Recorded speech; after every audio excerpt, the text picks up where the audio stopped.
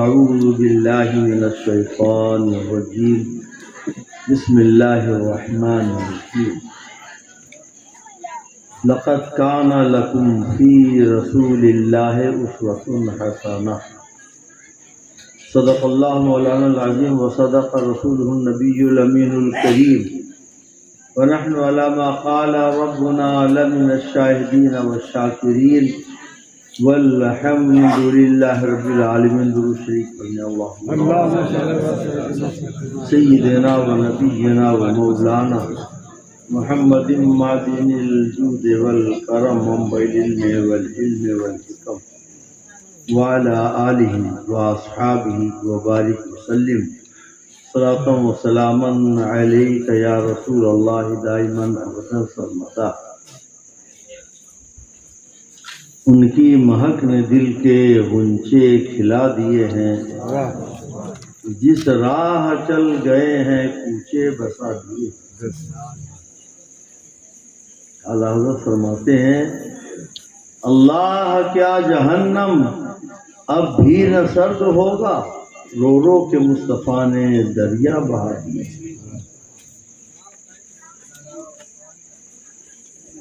برادران اسلام معزز حاضرین،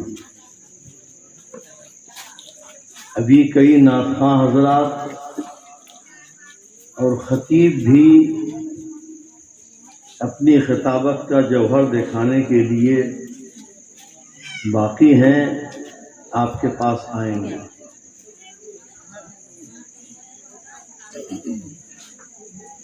بارشی کی وجہ سے آنے میں ہم لوگوں کو کچھ تاخیر ہوئی. بہرحال خوش قسمتی ہے میری بھی اور شاید آپ لوگوں کی بھی کہ بارش رک گئی ہے اور ہماری اور آپ کی ملاقات ہو گئی. قرآن پاک میں اللہ تعالیٰ نے فرمایا قد جاءکم من اللہ نور، تحقیق کہ تمہارے پاس اللہ کی طرف سے نور آیا. کہاں سے آیا؟ اللہ کی طرف. وہ کتاب مبین، اور ان کے ساتھ ایک کتاب آئی جو روشن ہے، روشنی بکھیرنے والی ہے، سیدھی راہ دکھانے والی ہے، لوگوں کو ہدایت دینے والی ہے. غور کیجیے، اللہ تعالیٰ فرماتا ہے یقیناً قد جاءکم من اللہ، تمہارے پاس آیا ایک نور آیا. کہاں سے آیا؟ اللہ کی طرف سے. اللہ کی طرف سے جو چیز آئے گی اس کا کیا مقام ہوگا، کیا مرتبہ ہوگا، ہم اور آپ اس کا اندازہ نہیں لگا سکتے. تھانے سے کوئی آدمی آ جائے، چپراسی بھی آ جائے کوئی پیغام لے کر، آپ گھبرا جائیں گے. ہاں، ہمارے بھی کیا قصور ہو گیا ہے، کون سا پیغام آیا ہے، کون سی ہدایت آئی ہے، کون سا نیا قانون آیا ہے. لیکن دنیا کے قوانین بنتے ہیں اور ٹوٹ جاتے ہیں. آج ان کا پالن کیا جاتا ہے اور بعد میں اسے نظر انداز کر دیا جاتا ہے. لیکن اللہ کا نبی جو قانون لے کر کے آیا ہے، جو کتاب لے کر کے آیا ہے، وہ قیامت تک باقی رہنے والا قانون ہے اور باقی رہنے والی کتاب ہے. اس لیے ہمیں آنے والے نور کی بھی قدر کرنی ہے اور ان کے ساتھ جو کتاب مبین تشریف لائی ہے اسے بھی پڑھنا ہے اور اس کو بھی ہدایت کا ذریعہ بنانا ہے. یہ سامنے والے بچے بات کرنا ہے تو باہر چلے جاؤ نا، ایک پیڑ کے پیچھے بات کرنے والے ادھر باہر چلے جاؤ، دیر تک بات کرنا پھر آ جانا جب بات ختم ہوگی. اتنا شعور نہیں، اتنی عقل نہیں ہے. اسی لیے تو کچھ لوگ خوب چیختے ہیں، خوب چلاتے ہیں تاکہ ان کو موقع ہی نہ ملے بات کرنے. درود شریف پڑھنے اللہم صلی علی سیدنا و نبینا و مولانا محمد معدن الجود والکرم وآلہ وبارک وسلم صلاۃ و سلاما علیک یا رسول اللہ دائما ابدا سرمدا۔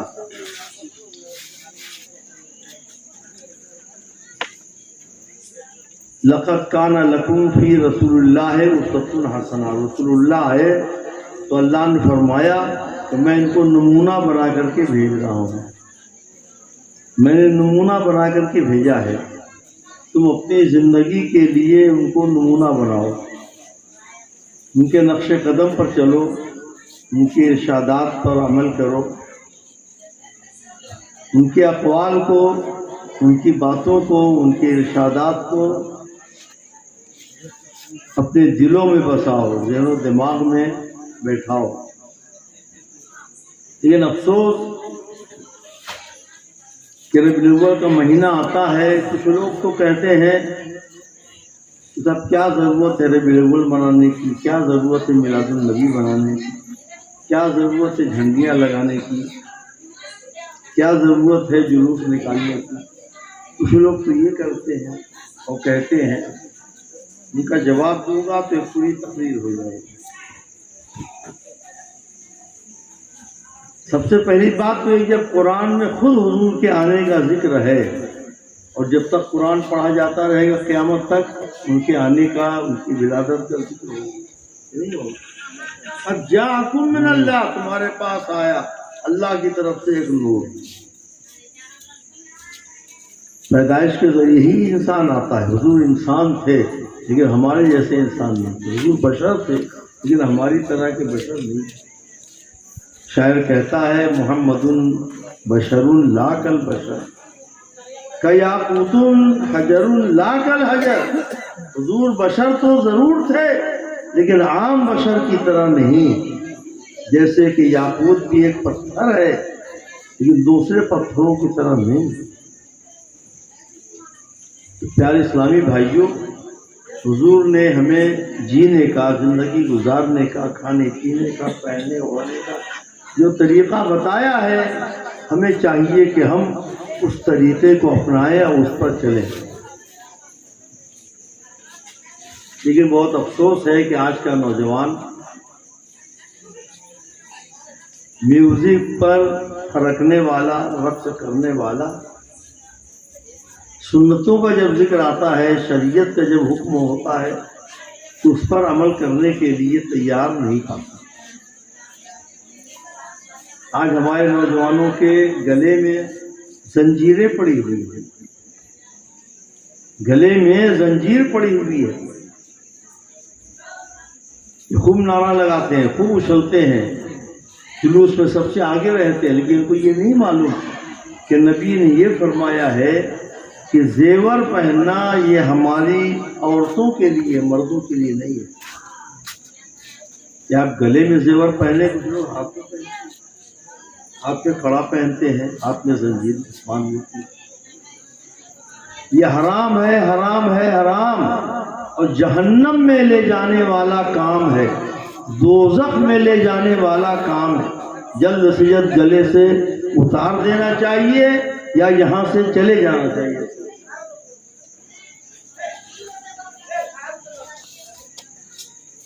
جو لوگ اپنے گلے میں زنجیریں لٹکائے ہیں ان کو اپنی بہنوں کو نکال کے دے دینا چاہیے، مائیں ہیں تو ماؤں کو دے دینا چاہیے، اور کوئی رشتے کی بہن ہے تو اسے دے دینا چاہیے، کیونکہ رسول کی محفل میں آ کے بیٹھتے، ناجائز کام کر کے، حرام کام کر کے نبی کی محفل میں بیٹھتے، کہ نعرے تکبیر اللہ اکبر، مسلک اعلیٰ حضرت زندہ باد۔ یہ مسلک اعلیٰ حضرت کوئی نیا مسلک نہیں ہے، شریعت اسلام ہی کا نیا نام لوگوں نے مسلک اعلیٰ حضرت رکھ لیا۔ تو ہمیں چاہیے کہ ہم صرف نعرہ نہ لگائیں مسلک اعلیٰ حضرت کا، اسلام زندہ باد، صرف نعرہ نہ لگائیں، اسلام کیا کہتا ہے اس پر چلیں، اس پر عمل کریں۔ ایسے کچھ لوگوں کے ہاتھوں میں سونے کی انگوٹھی ہوتی ہے، کبھی لوہے کی ہوتی ہے، کبھی تانبے کی ہوتی ہے، کبھی پیتل کی۔ اور کبھی چاندی کی 2 3 انگوٹھیاں ہوتی ہیں۔ حدیث شریف میں سرکار نے صرف 1 انگوٹھی کی اجازت دی ہے، وہ بھی وزن میں 4.5 ماشے سے کم، 4.25 ماشا سمجھ لیں، 4 ماشا، 2 انگوٹھی بھی جائز نہیں تھی، 1 انگوٹھی لوہے کی، تانبے کی، پیتل کی، سونے کی، تو 1 بھی جائز نہیں ہے۔ سونا مردوں کے لیے مطلق حرام ہے۔ حضور نے فرمایا کہ میری امت کی عورتوں کے لیے ریشم اور سونا حلال ہے، مردوں کے لیے حرام ہے۔ لہذا ہمیں ایسے حرام کام سے بچنا چاہیے۔ شادیوں میں عام طور سے دولہے میاں کو لڑکی کے گھر والے انگوٹھی پیش کرتے ہیں، وہ زیادہ تر سونے کی ہوتی ہے، یہ بھی حرام ہے۔ اور مولانا صاحب سے کہیں گے، مفتی صاحب ہیں ان سے کہیں گے، پیر صاحب ان سے کہیں، حضرت پہنا دیجیے۔ یہ ناجائز کام تو خود تو کرتے ہی ہے، مولانا لوگوں سے بھی کروانا چاہیے۔ بہت سے کمزور قسم کے مولانا لوگ کے احساس کریں گے تو کوئی ایسا نہ ہو کہ کوئی اور نکاح پڑھانے والا آ جائے، ہے نظرانی کھٹائی میں پڑ جائے تو پہنا بھی دیتے ہیں۔ بنانے والا گنہگار، پہننے والا گنہگار، پہنانے والا بھی گنہگار، 3 آدمی گنہگار ہوئے۔ دیکھ کر کے کوئی راضی ہوگا وہ بھی گنہگار۔ کیا اسلامی بھائیوں، انگوٹھی کا مسئلہ بتا دیا، زنجیر کا مسئلہ بتا دیا، اس پر ہاں خالی نعرہ مت لگائیے، اپنے نعرے کا پاس اور لحاظ کیجیے، مطلب سمجھ نعرہ کیا چاہتے ہیں، ورنہ یہ نعرہ کیا ہوگا، مذاق ہو جائے۔ ہمارے وہاں نعت خوانی کی زیادہ اہمیت ہے۔ میں یہ نہیں کہتا کہ نعت شریف پڑھنا مجھے بھی شوق ہے، نعت سننے کا سنتا بھی نہیں، لیکن ایسا نہیں کہ مولانا لوگ بیٹھے رہے چپ چاپ نعت کھا لو نعت پڑھنا ثواب کا کام ہے، نعت پڑھنا اچھا کام ہے، اور شریعت کے احکام کو بیان کرنا یہ فرض ہے، فرض ہے، فرض۔ ایک چیز مستحب ہے، ایک چیز فرض ہے۔ یہ ہماری جہالت ہے کہ جو مستحب ہے ہم اس کو ترجیح دیں، ہے نا؟ کسی کو بھوک لگی ہے تو اس کو آپ چاول دیں گے، روٹی دیں گے، سالن دیں گے، دال دیں گے، یہ نہیں دیں گے۔ کسی کو بہت تیز بھوک لگی ہو اور آپ 1 بوتل روح افزا لے آئیں، اسے کہیں گے وہ روح افزا پی کر کے وہ گھر میں جا کے کچھ دیر کے بعد وہ افزا تو ہضم ہو جائے گا، پھر بھوک لگے گی، تو روح افزا کھانے کی جگہ کام نہیں کرے۔ کھانا کھلاؤ، جتنی ضرورت ہے اتنا کھلاؤ، اس کے بعد وہ افزا بھی کھلاؤ۔ لوگوں کو دین کی باتیں بتانا ضروری ہے۔ حدیث شریف میں آیا کہ طلب العلم فریضۃ علی کل مسلم، علم دین سیکھنا ہر مسلمان پر فرض ہے۔ اب ہر مسلمان مدرسے میں جا کے طالب علم تو بن نہیں سکتا، نہ مدرسے میں اتنی جگہ، نہ اتنی گنجائش ہے، نہ آپ کو اتنی فرصت ہے۔ یہی محفل میلاد ہے، جمعہ کے خطبے ہیں، کانفرنسیں ہیں دینی، انہی کے ذریعے سے دین سکھایا، دین بتایا جاتا ہے۔ تو اس کو ضروری سمجھیے اور اس میں زیادہ وقت دیجیے اور علماء سے زیادہ وقت لیجیے۔ بات سمجھ میں آ رہی ہے؟ 2 تقریر کے بیچ میں ایک نعت شریف ہو جائے، کوئی حرج نہیں۔ ہاں اتفاقاً کوئی مولانا نہیں آیا، مولانا طبیعت خراب ہو گئی، ٹرین چھوٹ گئی، اب لوگ آئے ہیں بیٹھے ہیں، چلو بھی بات بیان نہیں ہو پا رہا ہے یا کوئی عالم نہیں مل رہا ہے تو نعت خوانی میں بھی آپ رات گزار سکتے ہیں، ثواب ملے گا، کوئی گناہ نہیں ہوگا۔ لیکن علماء کو بیٹھا کر کے ارے بھائی چائے پلاؤ گے تو بیان دے سکتے ہیں، وہ تو آہستہ سے لا کر رکھ دیتے جس کو پینا ہوتا تھا۔ ایک تصویر چائے ڈالوں نا، چائے کا رنگ، چائے کا کلر، ہاں یہ اڈیلنا پڑے گا تب آپ دیکھیں گے چائے کس طرح کی۔ ایک ہوتی کالی چائے، ایک ہوتی ہے سفید چائے، ہے نا؟ تو یہ ہے سفید چائے لیکن ہو گئی ہے کالی۔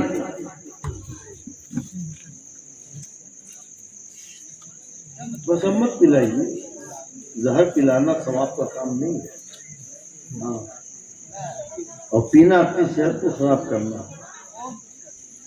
نوجوان مولانا لوگ کیا جانا، خالی اچھل کود ان لوگوں کو آتا ہے، نذرانے کی فکر میں مرے جاتے ہیں۔ آج کل جتنی بیماریاں پھیل رہی ہیں، جتنی بیماریاں پھیل رہی ہیں نا، کڈنی خراب، اپینڈکس، گیسٹرک، سر کا درد، پتھری، اور اختلاج قلب، اس کو کیا بولتے ہیں انگریزی میں، ہارٹ، اور اس کو کیا ہوتا ہے بلڈ پریشر ہائی۔ کہتے 6-7 گرا دیا میں نے، ڈاکٹروں نے بھول گیا، ڈاکٹروں سے پوچھنا پڑے گا۔ آپ لوگوں کو پتا ہے یہ سب کیوں پیدا ہوتا ہے؟ یہ سب چائے سے پیدا ہوتا ہے، چائے سے، چائے سے۔ حضور کی حدیث ہے، سنو، ہنسنے کی بات نہیں ہے، مجھے سنتا ہوں فلاں صاحب گئے کڈنی خراب، فلاں صاحب گئے ہارٹ فیل ہو گیا ہے، تو آنکھوں میں آنسو آ جاتا ہے کہ مسلمان کا پیسہ اسی لیے محنت سے مزدوری کر کے آدمی کماتا ہے، لے کے ہاسپٹل میں دے دیتا ہے، میڈیکل والے کو دے دیتا ہے، جانچ کرنے والے کو دے دیتا ہے۔ آپ پہلے سے کیوں نہیں پرہیز کرتے کہ بیماری آپ سے دور ہے؟ کوئی بھی اس مجلس میں بوڑھا آدمی ہے تو اسے پوچھ لیجئے 50 سال پہلے بیماریاں سنا تھا انہوں نے؟ ایک میں بیٹھے ہوئے ہیں، میرے پاس 50 سال پہلے یہ ہوش میں رہے ہوں گے، کوئی ایسی بیماری نہیں تھی۔ آپ پورے شہر میں 1-2 کیس ہو جائے تو یہ سب چائے سے پیدا ہو رہا ہے۔ چائے چھوڑیے، پیسہ بھی جاتا ہے، آپ کا بیمار ہوتے ہیں تو اس کے بعد علاج میں بھی پیسہ جاتا ہے، فضول خرچی بھی ہے، اور فضول خرچی کرنے والا شیطان کا بھائی ہے۔ عربی اب سے تو چائے کی کتلی رکھ دو،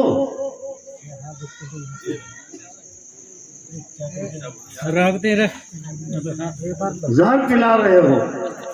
MBBS ڈاکٹر، ہاسپٹل کا ڈاکٹر، میں 2-3 مولانا لوگ سے مجھ سے جان پہچان سے ہم لوگ گئے، چائے پلائی، کون سی چائے پلائی؟ کالی چائے، دودھ ملا کر کالی کی ہوئی نہیں تھی، اوریجنل کالی چائے۔ اور انہوں نے کہا کہ حضرت لوگ یہی چائے پیا کیجئے، اور دودھ والی جو چائے لوگ بہت ٹیسٹی بنا کر خوب گھوٹ گھوٹ کر کے گرم کر کر کے پیتے پلاتے ہیں وہ مت پیجئے۔ صرف یہی نہیں کہ میں مولوی ہو کے کہہ رہا ہوں، MBBS اور صدر ڈاکٹر تھے ہاسپٹل کے، ان کا یہ فرمان ہے، مسلمان ڈاکٹر۔ ہاں، ایسا چسکا لگا ہو، ایسا نشہ ہو، کھینی کا نشہ، گٹکے کا نشہ، شراب کا نشہ چھوٹتا ہی نہیں، بیڑی کا نشہ، سگریٹ کا نشہ، نشے کی جو جتنی چیزیں ہیں، چاہے وہ شراب کا نشہ ہو چاہے اور چیزوں